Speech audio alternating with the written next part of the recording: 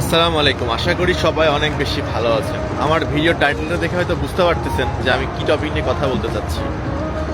মূলত অনেকেই বলে যে জাপানে আসলেই 4 লাখ 5 লাখ টাকা স্যালারি, এবং এই স্যালারির কথা শুনে অনেকেই অনেক বাটপার মানুষকে দেখা যাচ্ছে 15 লাখ 18 লাখ টাকা পর্যন্ত দিয়ে দিচ্ছে এই যে SSW ভিসা বা TITB ভিসার জন্য।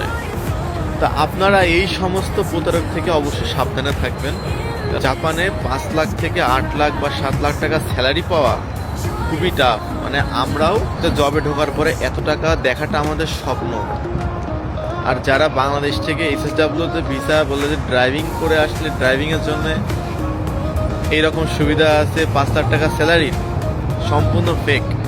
জাপানিজদের জন্য হয়তো হতে পারে, কিন্তু ফরেনারদের জন্য এটা খুবই কঠিন।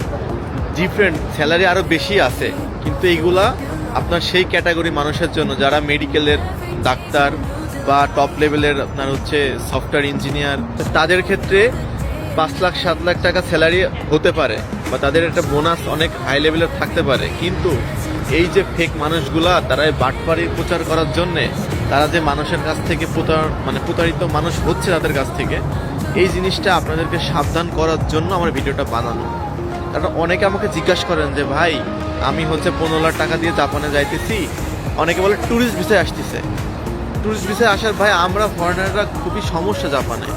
ট্যুরিস্ট ভিসায় আসার পরে আপনি ওই রকম স্যালারি বেতনে জব করতে পারবেন না। আপনাকে জাস্ট সে নিয়ে এসে ফেলে রেখে দিবে। তার লাভ যে 15 লাখ টাকা দিয়ে আপনাকে নিয়ে আসছে। তা আপনারা এই সমস্ত বাটপার বা কোনো মানুষের দিয়ে প্রতারিত হবেন না।